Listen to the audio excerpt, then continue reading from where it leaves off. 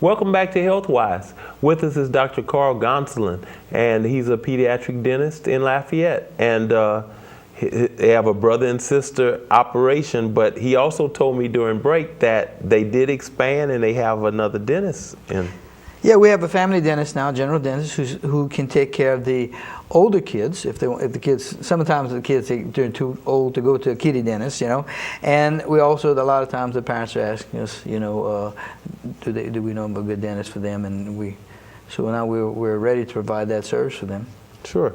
Does she do just children, or does she do adults too? No, she would do adults. She's a general dentist. Okay. So you can do the whole family. Oh, yeah, so right. everybody, so you can start off with Dr. Carl and I think it's Kay. Dr. K. Yeah. As babies and work your way on up to that. That's right. See them all. Well, let's start off first with, you know, people always ask why would I need a pediatric dentist? Well, children have dental problems just like everyone else, and good dentistry starts, good health starts with the youth. Okay, the kids come in. When the first teeth come in, the teeth are there, the germs are there, the food is there, everything's there needed to get the problems. Okay, and not to mention accidents, things like this, but dental cavities and stuff like that. So the parents need to be aware of what to do to prevent these problems before they get started.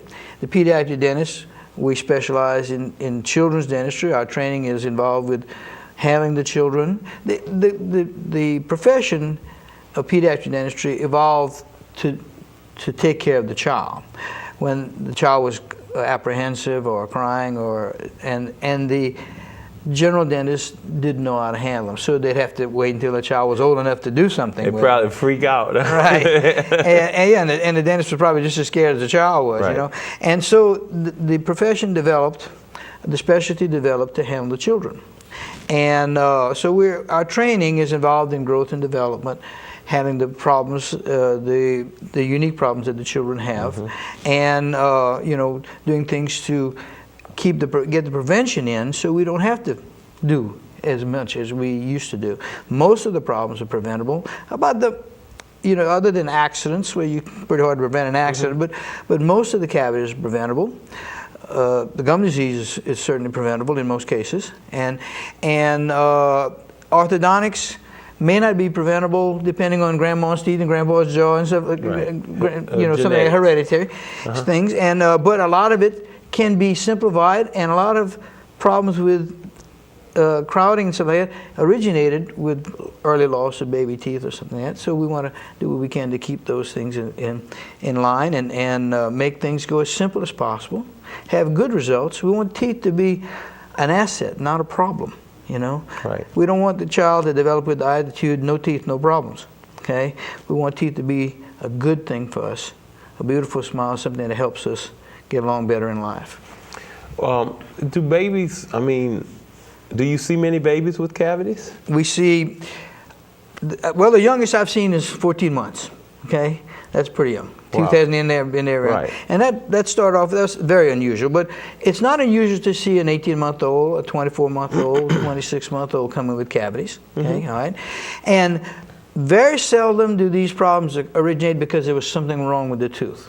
Okay, you can have a very rare incident where the tooth didn't develop quite right, and the enamel is not as good as it should be, or there's some porous areas that makes it very easy for them to form a cavity in that area. But that's very rare. Okay, the majority of the problems occur because the parents didn't know it could happen and what to do to prevent it. And it's very simple and easy to prevent it. You don't get your handbook when you get the baby, you know, right. And so you have to kind of wing it. And so we got to help them get through that. And so for that reason, we want to see the children at a very early age. We want to see the children right about the time the first two teeth come in, which is around 9 months or so, okay? Not so much, we don't even care to see the child that much as we do want to see the parent. So we can tell them, look, this is what you can expect. This is what you want to do to keep these problems from occurring. This is what you can do to help the teething go a little bit better, okay? This is what you need to know about the bottle and how the bottle can be very damaging to the teeth if it's used incorrectly. Excuse me. And this is what you need to know in order to keep these teeth in good shape, you know. And that's very important. That can save them lots of problems. You know, very few cavities or not preventable. Very few of them. You said about the bottle. I know a lot of parents like to let their children sleep with the bottles in their mouth. And it's my understanding that causes cavities. Or Well, it's not so much the bottle, it's what's in the bottle, you see. milk. Now, a bottle of water causes no problems, okay? You know, they can have a bottle of water all night long, you know, as long as they want it. It's what's in the bottle. So if it's got milk or juice or formula or something, and just about anything but water has something in there that the bacteria can convert into acid that can cause cavities. Now, kids need to eat. If they don't have teeth, they have to have a bottle for nourishment. So when they're using a bottle for feeding, that's different.